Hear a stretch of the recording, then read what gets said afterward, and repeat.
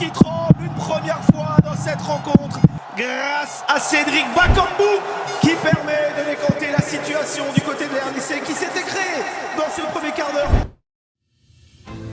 Il existe des nations qui jouent au football pour gagner des trophées. Et il y en a d'autres pour qui chaque match est une question de survie, d'honneur et de renaissance nationale. Imaginez un pays mené 4-1 à la 86e minute d'un match officiel et qui trouve la force de remonter. Imaginez ce même pays, 17 ans plus tard, mené 2-0 dans le derby le plus sous tension de toute l'Afrique et qui inflige 4 buts en 26 minutes chrono. Ce pays, c'est la République démocratique du Congo. Bienvenue dans l'histoire des deux plus hallucinantes, des deux plus irrationnelles, remontadas, de l'histoire de la Coupe d'Afrique des Nations. Bienvenue dans le mythe des Simba et des Léopards. Attachez votre ceinture, car ce que vous allez entendre aujourd'hui défie toutes les lois du sport.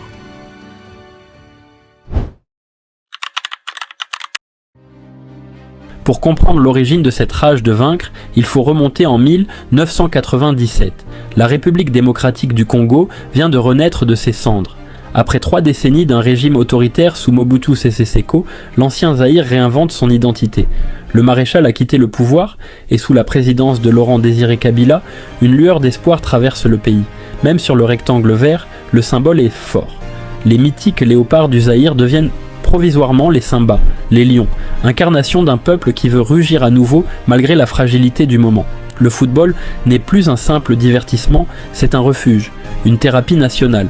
En février 1998, alors que Kinshasa se reconstruit, les Simba s'envolent pour le Burkina Faso pour disputer la CAN. À leur tête, un homme discret, mais un maître tacticien, Louis Watunda Iolo. Autour de lui, un 11 de guerriers prêts à tout.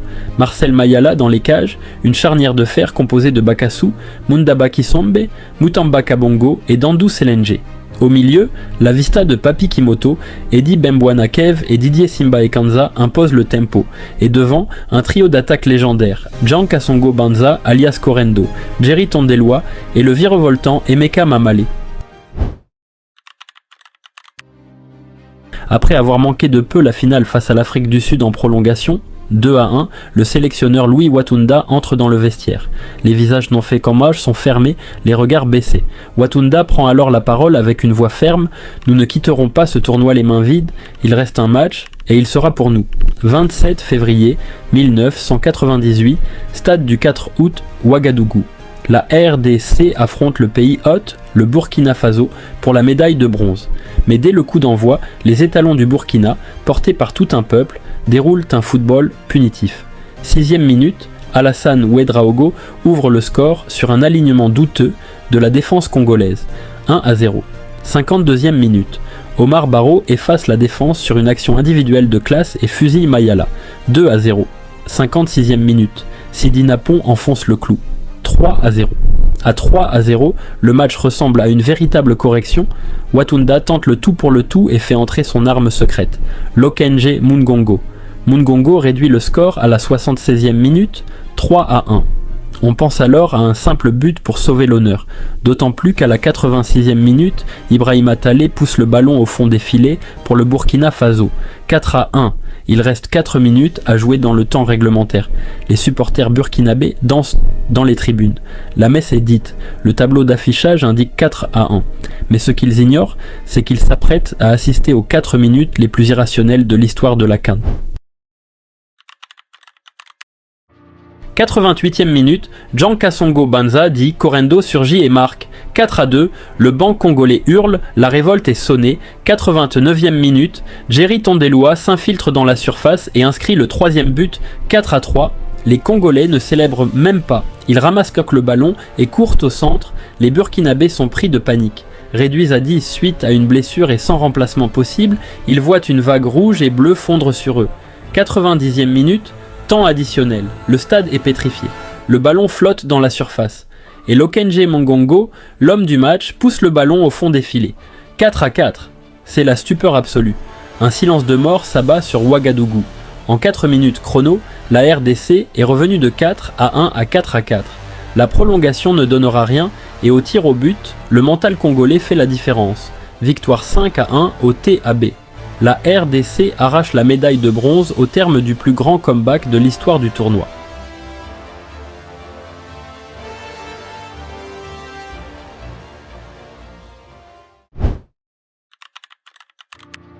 En ce samedi 31 janvier 2015, une chaleur moite et lourde enveloppe l'Estadio de Bata en Guinée équatoriale.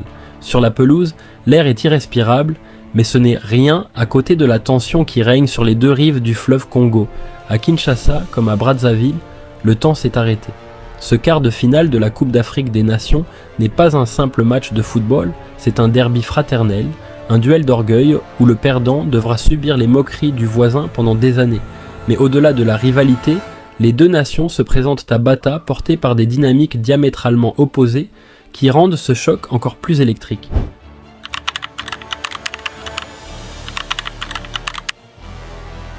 D'un côté, le Congo-Brazzaville avance en pleine confiance, au terme d'un parcours sensationnel. Absent de la CAN depuis 15 ans, les Diables Rouges ont créé la surprise générale en sortant premier du groupe A. Guidés par le mythique Claude Leroy, véritable sorcier blanc et ancien sélectionneur de la RDC, ils ont neutralisé la Guinée équatoriale 1-1, terrassé le Gabon 1-0 et dompté le Burkina Faso 2-1. Emmenés par un Thierry Bifouma en état de grâce, les Brazzavillois se battent avec la fougue d'une équipe qui n'a plus rien à perdre et qui se prend à rêver d'un destin royal. De l'autre côté, la République démocratique du Congo a tracé sa route sur le fil du rasoir. Les Léopards de Florent Ibenge se sont qualifiés pour les quarts sans gagner le moindre match dans le groupe B. 3 matchs nuls au courage contre la Zambie 1-1, le Cap-Vert 0-0 et la Tunisie 1-1. Une qualification arrachée au forceps, à la différence de but, qui a forgé chez les Quinois un mental d'acier et une résilience à toute épreuve. Quand le coup d'envoi retentit, c'est ce choc des cultures qui s'entrechoquent. L'euphorie offensive de Brazzaville face à la survie permanente de Kinshasa. Dans les cages de la RDC, le légendaire Robert Kidiaba, 39 ans, ajuste ses gants. Il sait que c'est sans doute sa dernière grande CAN. Pendant près d'une heure, la rencontre est un combat tactique étouffant. Les duels sont âpres, la peur de rater paralyse les pieds. Puis, la certitude brazzavilloise semble l'emporter. À la 55e minute, sur un coup franc excentré, la défense des Léopards s'assoupit un quart de seconde. Ferré Doré s'échappe dans leur dos et vient fusiller Kidiaba à bout portant. 0-1. Les supporters de Brazzaville explosent de joie. Sur le terrain, la défense quinoise vacille. 7 minutes plus tard, c'est le naufrage. 62e minute, la défense de la RDC s'en mêle les pinceaux plein axe. Doré frappe, Kidiaba repousse en catastrophe, mais l'inévitable Thierry Bifouma, encore lui, au sommet de sa canne, a bien suivi et pousse le ballon au fond des filets. 0-2. À cet instant précis, la logique du tournoi semble respectée. La force collective et l'efficacité des Diables Rouges paraissent intouchables. Sur le banc de la RDC, c'est la consternation. À Kinshasa, le silence s'abat sur la ville. Kidiaba reste au sol, le regard fixe. C'est là que la résilience des Léopards, cultivée pendant toute cette phase de poules infernales, se réveille. Plutôt que de s'effondrer, Florent Ibenge tente le tout pour le tout, il lance Neskens Kebano et Joel Kimwaki dans l'arène. Le message est clair, mourir les armes à la main. 65e minute, à peine 3 minutes après le KO, Yannick Bolasie, intenable sur son aile, accélère, dépose son vis-à-vis et repique dans la surface. D'un centre en retrait plein de lucidité, il trouve Dieu merci Mbokani. Le grand attaquant ne tremble pas et pousse le ballon au fond. 1-2. Mbokani ne célèbre même pas. Il attrape le cuir dans les filets et sprinte vers le cercle central. Le feu est réallumé. Un vent d'inquiétude commence à souffler dans les rangs brazzavillois. La RDC pousse, presse, étouffe. 75e minute, le ballon flotte dans la surface de Brazzaville après un duel aérien confus. Jérémy Bokila surgit. Sans se poser de questions, il déclenche une demi-volée d'une violence inouïe du pied gauche, le ballon vient fracasser la barre transversale avant de franchir la ligne. 2-2. La cage a tremblé et le stade avec elle. 81e minute, coup franc pour la RDC, Niskens Kebano enveloppe une merveille de ballon dans la surface.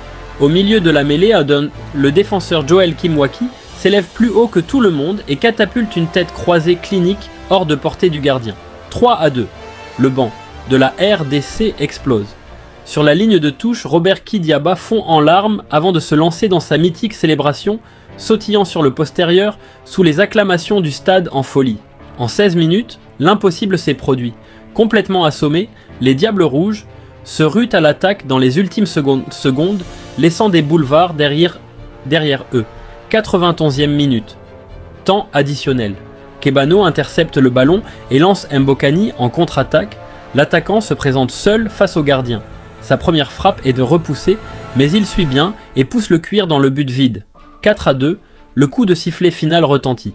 En l'espace de 26 minutes hallucinantes, la RD Congo vient de renverser la montagne brazzavilloise et d'écrire l'une des plus belles pages de l'histoire de la Coupe d'Afrique des Nations. L'équipe, qui n'avait pas gagné un seul match en poule, venait de se qualifier pour le dernier carré pour la première fois depuis 1998, scellant à jamais le miracle de Bata.